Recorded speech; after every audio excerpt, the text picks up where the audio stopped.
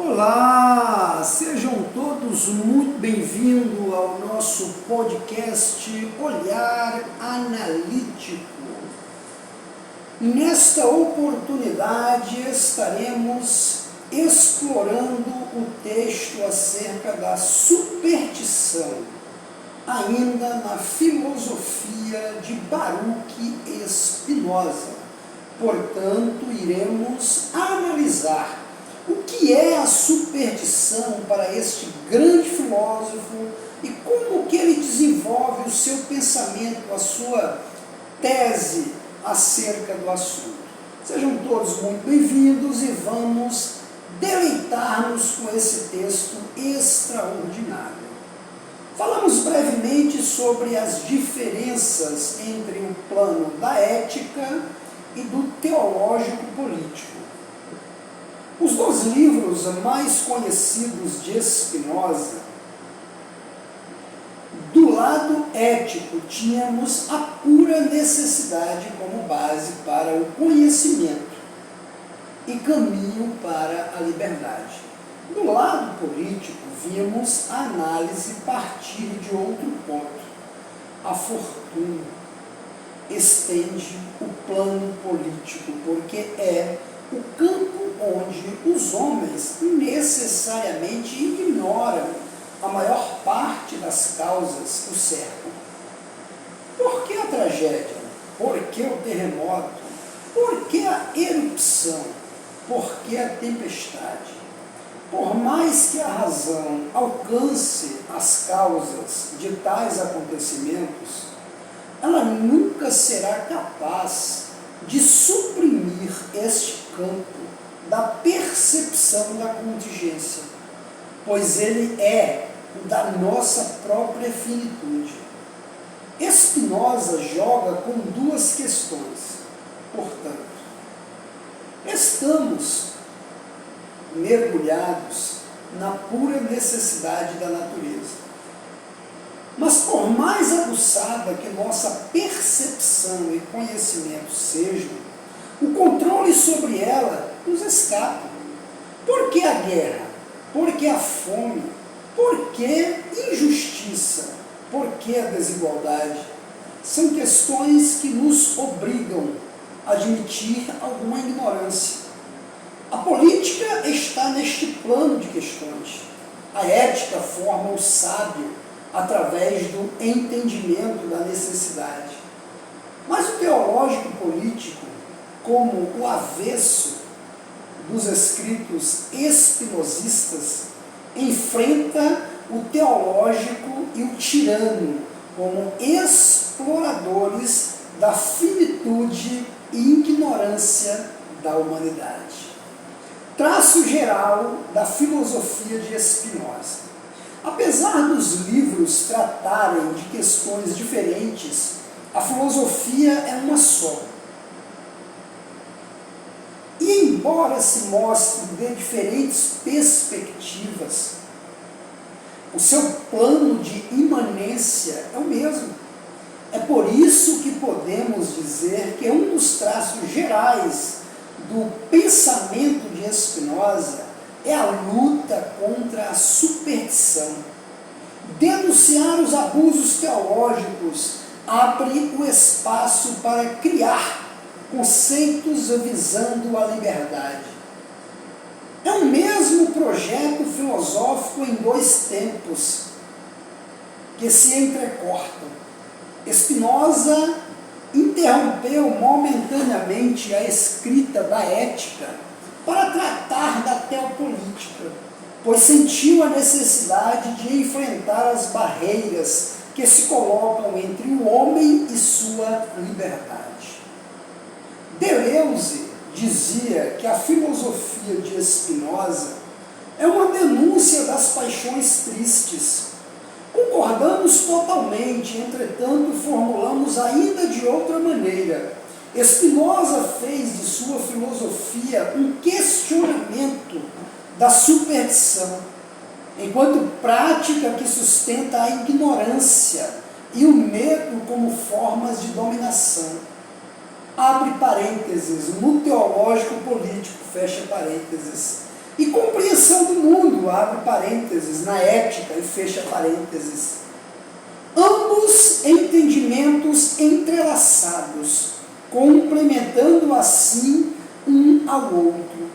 Desmistificar a vida, despila de suas práticas ignorantes para então vivê-la em sua necessidade. O que é a superstição, no entanto? Spinoza não toma o conceito de superstição contra o senso comum. Ao contrário, mais do que definir um conceito inédito, ele quer encontrar as suas causas e suas funções. Sendo assim, podemos simplesmente partir do dicionário. Abre aspas. Superstição, crença ou sentimento sem fundamento racional, que induz a confiança em coisas absurdas, ao temor a coisas inócuas e imaginárias e a criação de obrigações falsas e indevidas, sem relação alguma entre os fatos e suas causas. Fecha aspas. Michaelis, Dicionário Brasileiro de Língua Portuguesa. Podemos desenvolver um pouco essa definição recuperando o sentido etimológico do latim.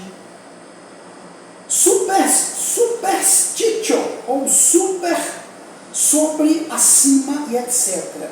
Stare, estar, ficar e etc. Ou seja, algo que se situa acima. Podemos entender ainda um pouco melhor se pensarmos no sentido histórico. Supersticioso na antiguidade era aquele que temia excessivamente os deuses, ou que os exaltava exageradamente. Em uma frase, partindo dessa tripla definição, juntamente com a ideia de contingência, podemos dizer que a superstição é o estado de crença promovido no homem pela incerteza de um mundo que supera, ou que o supera. Entretanto, como já dissemos, mais do que um conceito inovador, interessa a Spinoza apontar quais são as suas causas, pois delas podemos investigar os usos e entender os efeitos. Trata-se de perguntar o que causa a superstição. Lendo o prefácio do Teológico Político, esse livro célebre de Spinoza, compreendemos ao menos três delas. Primeiro, causa ontológica da superstição, abre aspas. A que ponto o medo ensandece os homens, a causa da qual nasce a superstição, que a conserva e a alimenta? É, pois, o medo? Os homens são dominados pela superstição enquanto dura o temor. O culto vão ao qual se constrangem com respeito religioso se dirige a fantasmas. As desorientações da imaginação de uma alma triste, melancólica e amedrontada. Spinoza, Tratado Teológico Político, prefácio, fecha aspas. A causa primeira é fundamental. Decorre da própria ideia que fazemos do mundo, ainda mais na relação com os outros. A fortuna, campo da ignorância, enquanto o percebemos como contingência, dizendo da maneira mais simples possível, nos dá medo. As infinitas possibilidades que um dia carrega nos fazem temer. Que tragédias se anunciam para hoje? A fortuna, como pura incerteza, projeta um campo afetivo de dois polos, medo e esperança. Mas cuidado, não nos enganemos a pensar que são opostos em valor. A esperança é boa e o medo é ruim. Entre aspas. Em realidade, esses dois afetos são apenas condições de propensão em relação ao que o fruto nos reserva. Se as condições prometem alegria, temos esperança. Se prometem tristeza, temos medo. Essa propensão pode até se concretizar, mas acaba retornando. E muitas vezes como o seu oposto. A expectativa de que algo bom aconteça pode ser correspondida, o que muitas vezes nos faz ter medo de não ter a mesma sorte das próximas vezes. Ou ainda, o medo pode se concretizar e só saberemos nos segurar a esperança de que o problema passe. Ou seja, medo e esperança são duas faces da mesma moeda, inúmeras vezes jogada para cima. Às vezes em queda interminável, onde havemos rodar e rodar e rodar e rodar e rodar ainda mais. O resultado inevitável de uma vida dominada pelo medo e pela esperança é a prática supersticiosa. Assopramos a mão antes de jogar a moeda para cima, para quem sabe influenciar no resultado. É só o que esses afetos nos permitem fazer. Assim, o mundo em perpétuo vir a ser é a causa ontológica da superstição, porque nos amedronta. Somos arrastados a acreditar em qualquer coisa que nos salve, como quem se segura em qualquer tronco ao ser levado pela correnteza. Causa número 2. Causa modal da superstição. Abre aspas. Vemos que os mais propensos a todos os gêneros de superstições não deixam de ser aqueles que desejam sem medida os bens incertos. Fecha aspas. Spinoza, Tratado Teológico Político, Prefácio do livro. A causa ontológica soma-se à causa modal. O homem é um modo da natureza. E como Spinoza aponta na Ética, sua essência é desejo. Entretanto, em que condições se encontra esse desejo? A que se liga o desejo da maioria? Que bens são imaginados como valiosos? Olhando rapidamente para a história, percebemos, sem muito esforço, o que costuma atrair os homens: riqueza, honra e concupiscências baratas. Colocando de lado os desejos de conhecimento, potência e segurança que Spinoza considera legítimos e interessantes, a maioria volta-se para a conquista dos bens materiais, do poder sobre os outros e entrega-se sem medida aos prazeres. Aí encontramos a segunda causa da superstição. Esses bens são justamente os mais incertos. Recupera-se a velha distinção estoica e cínica entre o ter e o ser. O que temos podemos perder, o que somos jamais podemos perder. Ou melhor, ninguém poderá tirar de nós. Os homens entregam-se aos desejos mais baixos sem mesmo perceber que justamente esses são os que mais variam. Spinoza jamais condena tais desejos materiais, mas ele chama a atenção para a sua inconstância e questiona o fato de que eles norteiam a busca da maioria. Essa segunda causa não deixa de ser ontológica, mas agora passa pelo desconhecimento do homem sobre si mesmo. Ao mundo como causa, somamos agora a própria disposição humana. Causa política da superstição, causa número 3, abre aspas. Se o grande segredo do regime monárquico e seu interesse maior é o de enganar os homens e colorir com o nome de religião o medo que eles devem dominar, a fim de que combatam por sua servidão, como se tratasse de sua salvação, bem, ao contrário, nada se pode conceber, nem tentar, de mais aborrecido em uma república livre. Fecha aspas. Spinoza, Tratado Teológico Político, prefácio do livro. É só nesse terceiro momento que chegamos ao ponto mais importante. É só como causa política que a superstição consegue se manter. Pois na sua ontologia e materialidade ela pode ser enfrentada. Apesar do reino da fortuna não poder ser completamente abolido, nem o desejo ser absolutamente contido, o homem encontra medidas e aprende a se relacionar com o mundo e consigo, não é? Ao menos essa é a aposta espinosista. Mas, então, por que ele permanece supersticioso? Deve haver alguma força que mantenha a superstição.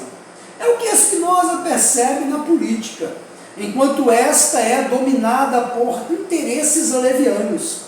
A razão pode não ser capaz de controlar totalmente a mutabilidade da vida e do desejo, mas aos poucos ela encontra os meios pelos quais compreende e aprende a se relacionar. Então deve haver uma classe interessada na ignorância, promovida pelas práticas supersticiosas, pois estas se mantêm a despeito de qualquer racionalidade. Spinoza recupera Quinto Curcio, historiador romano. Abre aspas. Nem o meio de governar a multidão é mais eficaz do que a superstição. Fecha aspas. Quinto Curcio, História de Alexandre Magno. A quem interessa que se mantenham amedrontadas as massas? Aqueles que vivem às suas custas? A superstição é um método de governo. O desespero cria homens ávidos pela autoridade, prontos para desejar Deus como um rei absoluto acima de todos, e o rei como um Deus acima de tudo. É justamente a classe dos sacerdotes e monarcas, interessados na dominação e na obediência do povo, que percebem a utilidade da superstição. Spinoza publicou o Tratado Político em 1670, mas percebemos que muita coisa permanece igual, 350 anos depois. Semeia-se a ignorância para se colher a obediência cega. Tomar o lugar da razão, perigosa, porque questiona e interfere. É muito mais fácil se os homens estiverem predispostos a condená-la de antemão.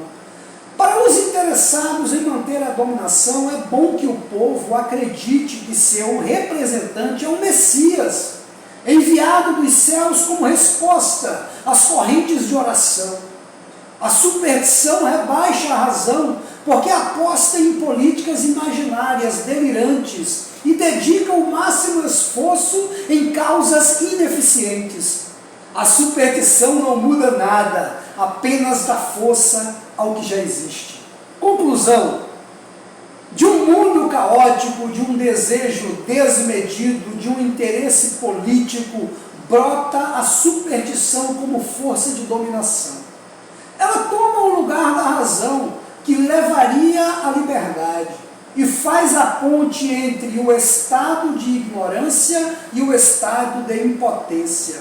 Os homens passam a acreditar que as entranhas dos animais carregam o destino, que a palma da mão traz presságios, que os planetas influenciam suas vidas mais do que suas próprias ações, e as causas reais seguem despercebidas e inquestionadas. Spinoza não pôde tolerar este fomento.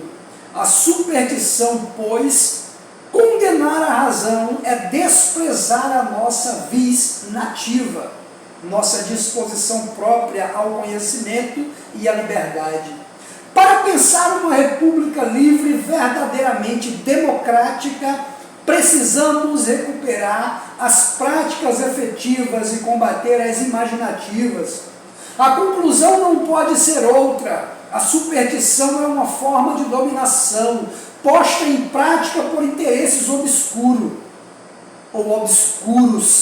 que fazem o homem combater por sua servidão, como se tratasse de sua liberdade plena. Ponto final. Gostaríamos de agradecer a sua participação conosco nesse nosso podcast sobre a filosofia de Spinoza. Tratamos aqui do texto da superstição. No nosso próximo encontro estaremos ainda tratando da teopolítica, da filosofia de Spinoza, e falaremos sobre profetas e profecias na visão de Baruch Spinoza no seu livro Teopolítica ou Teologia Política. Muito obrigado e até o nosso próximo encontro.